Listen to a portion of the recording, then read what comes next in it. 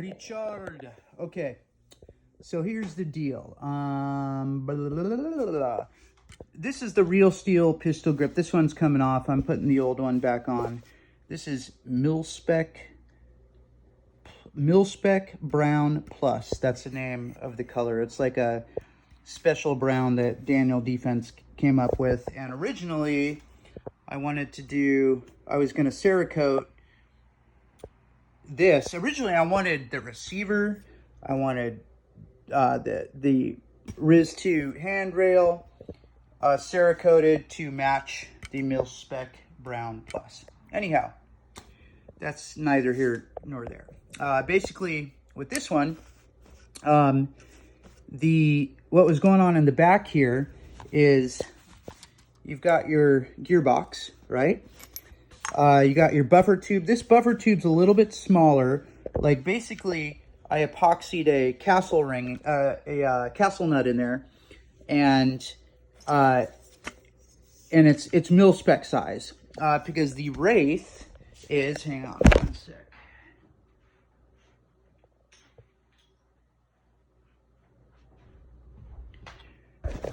The Wraith stock is mil-spec size. So basically, bam, that screw in there like that. Bada bing, bada boom. But before I drilled this all out, it was basically like this. So this came out like that. You can kind of see that, get an idea for it. That was sitting in there like that, okay? Now, the buffer tube would fits right in there, and I don't know if you can see it, but it's like very proprietary. So this is like the only one that will work with this exact one. And it basically kind of like slides in a little bit sideways, and then you turn it. You take the castle nut on this one, and you tighten it down, okay? Now, the really cool thing about this is normally what you got, let me see if I can find it. Yeah. So normally, oh gosh, I forget what this is called. It's a spring guide, I think. So normally you have your spring guide, right? And your spring guide sits in there just like that, okay? And you see this one has is ready for a flathead screwdriver. And they're often threaded, you know, so they often thread directly back and attach like right to the buffer tube little extension thing. This is like the buffer tube little extension thing. And they'll just in there, and they're solid and they're good, and they hold tight, and it helps with the angle of the gearbox and everything, right? But normally what it is these sit in there, and then to get it out, you take a flathead screwdriver and you turn it, and then it like unlocks itself, or you push it in, you turn it, it unlocks itself, and then it pops out and you can pull the spring out, right? This one does not have that at all. It's completely proprietary, but it's super cool because see how this is, right? So basically what this does is this screws on to that back little buffer tube extension, okay? Right? Like that, okay? And then it sits in here like that, right? And then this little, you know, this part goes, bam, it sits in there perfectly just like that, only it'd be inside, you know, but it sit there just like that, okay? And basically what that does is it's really cool because it just, you know, it just locks everything down, you know? And if you need to change the spring, you just find the buffer tube first, and I can show you what the heck did I do with the buffer tube. Oh, here it is. So basically, you know, you got your buffer tube on there and your stock, and you loosen the castle nut, right? You like turn it, boop, bring it off, right? Then you got this thing in here, right? And you just unscrew it from this, super, super cool, awesome system. I mean, it's like the most badass quick change spring system I've ever seen, right? And then beep, you just pull it out, put a new spring in, right? Lock it back on, buffer tube goes back on. You can do it super, super quick and simple, right? So, I've got the highest strength epoxy available to the general public. Yeah, but the problem is like, I can epoxy these together, right? I can figure something out to epoxy that to there, right?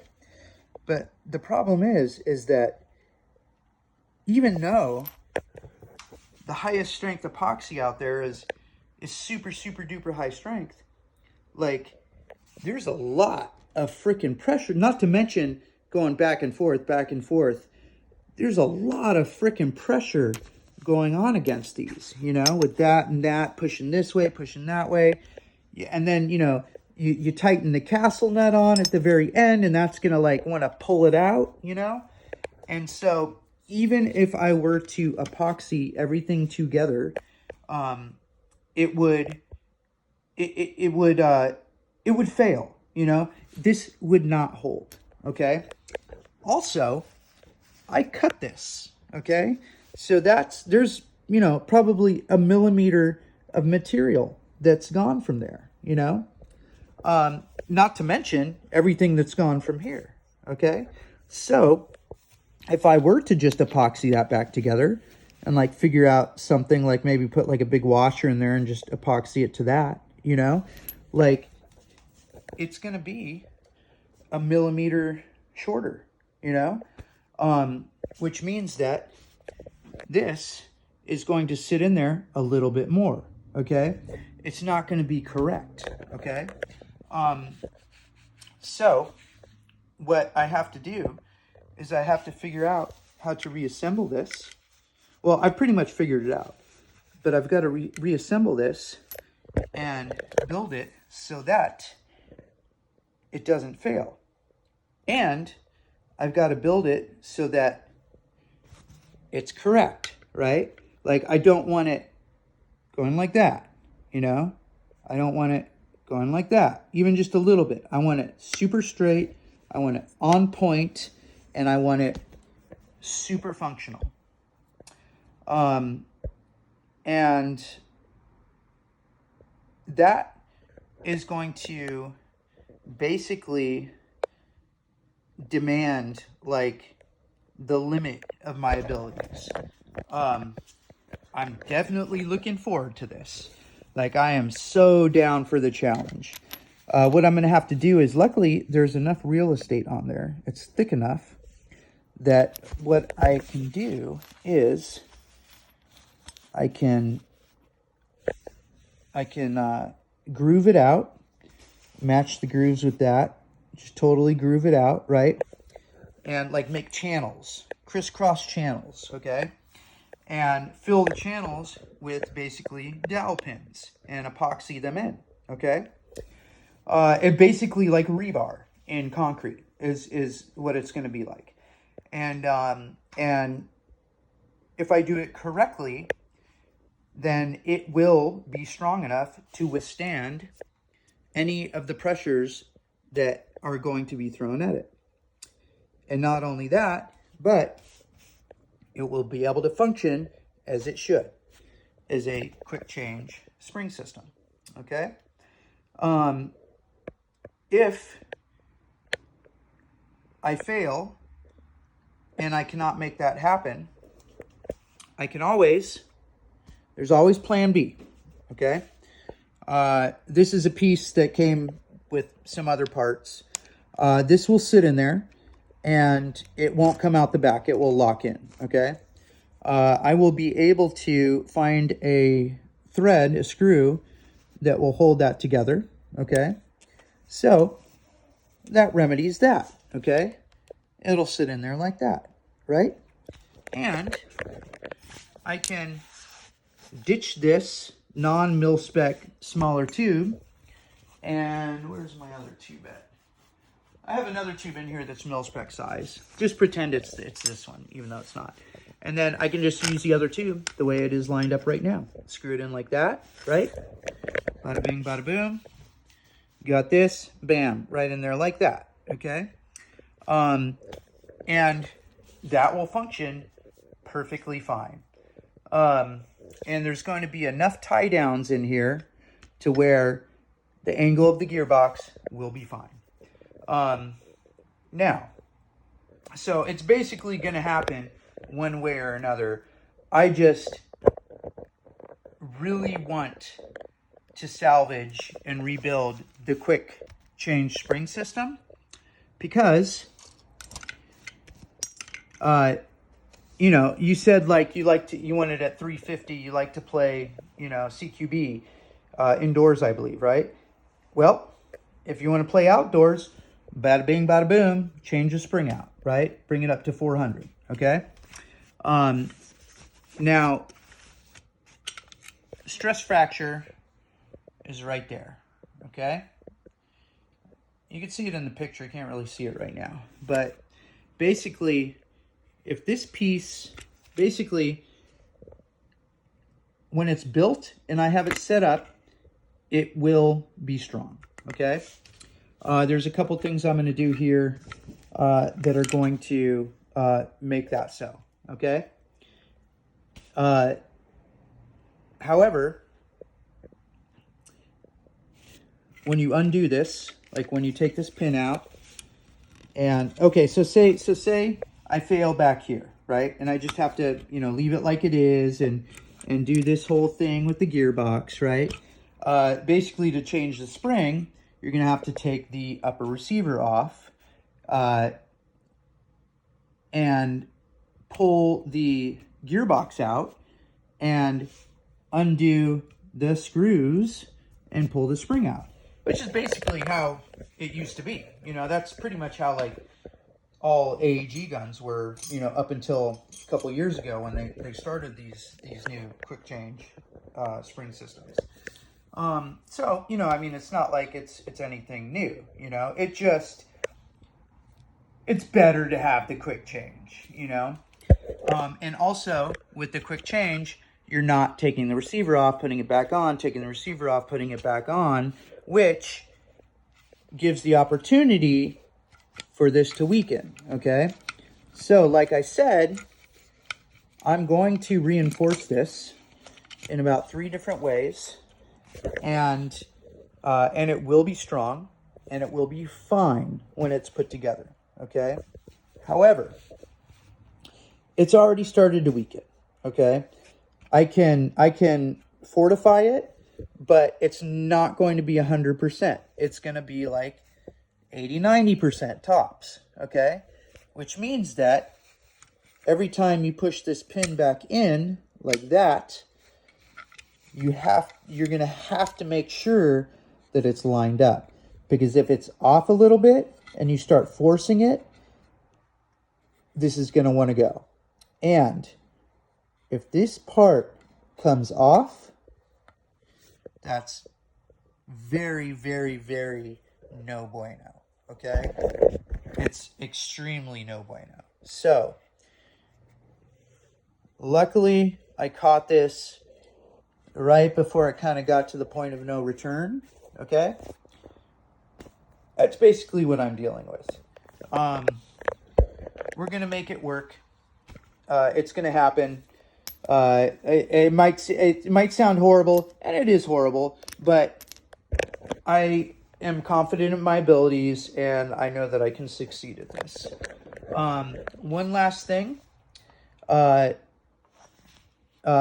Bringing the wires to the front. Basically what I'll do is this right here.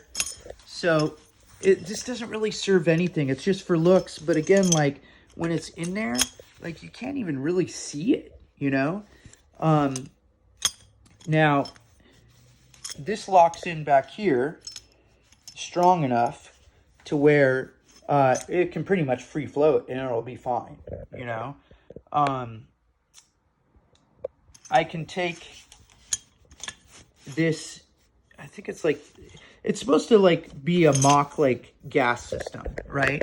But I can take that off and leave this on, and it still locks in there and will give it some stability. That'll be fine. I'm not worried about that. I just am going to have to, the hole that it's coming through, I'm going to have to widen that. And I'm going to have to widen this hole. And probably the hardest thing is that I'm going to have to figure out how to get this wire coming through somewhere around here, right? And then most likely run it, and then most likely somehow get it to the top of the gearbox and running along the ridge up here. But I've got the charging handle, I've got the spring, you know, there's some stuff there. However, there is enough room to where I can make it happen, you know? And so I'm going to make it happen. And then I'll have it running through here, and some nice little circles in here. I can just, you know, run it out of one of those ports, and whichever one you want. Actually, it's backwards. This is the front. So, you know, wherever you want the PEC box, you know, if you want it on the right side. I don't know if you're lefty or righty, but if you want it on this side, boom, you can run it through one of these holes, wherever you want, you know. In fact, I'll just kind of bring it up and take a look at it so you can maybe count them. You can freeze this part, kind of figure out more or less where you want it, you know. You can say, hey, Robert, from the front end, go back 7 holes. And I'll go 1, 2, 3, 4, 5, 6, 7. You know, say just, okay, bring it out there and leave an inch, Robert, or leave 2 inches, whatever, you know. And you said Dean's in the front. To me in the back, Dean's in the front. So if I'm able to make this happen, I'll have Dean's. But yeah, so just, you know, tell me what hole you want. There's a lot of stuff going on here, you know. There's a lot of flaws in this gun. A lot of flaws. But this could end up being a good thing, you know, because had I just given it to you, like I literally shot this thing like 7 times before taking it apart. And the only reason why I shot it 7 times is because I was like, oh, I'm taking it apart, I might as well at least shoot it a little bit, you know. The motor was bad. The motor is bad with a lot of these. It's not the first motor that's failed right away. It's a thing with these. CYMA has trouble with M4s. CYMA makes amazing AK-47s, okay? But CYMA struggles with M4s a little bit. They're getting it kind of dialed in, but they do struggle. But the motor is going to be gone. We're going to get a good motor in there, a nice torquey motor. And also, the freaking god-awful hop-up chamber is going to be gone too. And we're going to have that, I think I sent a picture to you. We're going to have that ZCI barrel in there.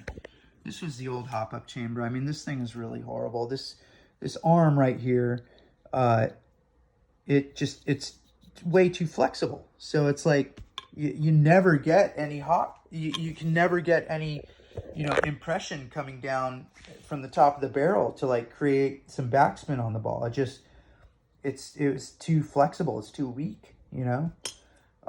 So that's another problem. Everybody's having problems with that. Everybody, every single person who has bought this has said the hop doesn't work. The hop doesn't work. I've tried this, I've tried that, I've tried that, and the most I can get is just a little tiny impression on the roof of the barrel, you know. I can get it to come down just a, you know, a 1/2 millimeter, you know, which, you know, isn't really going to be enough, you know. I mean, it might be enough if you're going to shoot like .20s, like, you know, 100 meters, but like nobody does that, you know. And they can't even really do that at .20s, you know. So yeah, you're gonna have nice hop on this and run heavy BBs. Although you're in indoors, so that's not gonna matter as much, you know. But the ZCI barrel is nice, and yeah, bada bing, bada boom. So yeah, that's basically what's going on. I know I threw a lot at you there, and just know that, you know, I'm in it to win it, but if I fail, there's a solid plan B. And pretty much once it gets in your hands, the one thing you're going to just have to be careful of is that right there. Every time you push that pin back in, you got to make sure it's aligned, okay? And that's it, you know? And that's going to be true too, regardless if I get the quick change barrel up and running. Okay, one last thing, batteries. Basically, these are the big boy batteries. I'm going to start getting some smaller batteries too, because the big boys, they only fit in the big boy freaking buffer tubes, you know, those cranes. This was a Titan, as you can see. This is like a triple nunchuck right here. Because people cram batteries in, you know, the freaking wires get pulled off, you know, it's what happens. These are pretty cool. These got a little tiny MOSFET at the top. They're just a little bit taller than normal. See that? Yeah. Titan doesn't use them because of that. I mean, they're big enough as is, and like, you know, what are they going to do? Get bigger, you know? But this is pretty cool. Freaking MOSFET on a battery, you know? Keep it from overheating and whatnot. So yeah, that's the deal. You know, it's crazy how simple batteries are. I just have the negative is oh gosh, I think it's like aluminum or something like that. And then the positive, the top, is like nickel. And the soldering iron that I have will attach solder to one of, I forget which one it is, but the soldering iron will attach solder to one of them, but not to the other. So I've got to get like a special flux. And I really need to get like a tack welder too, you know, and some wire. But yeah, I'm pretty much right there. You know, all depending if you do it in series or, you know, parallel is what you know, factors into whether you have an 11.1 or a 7.4 or whatnot, you know. It's just the way that it's wired, you know. So yeah, that is that. Hope you learned something.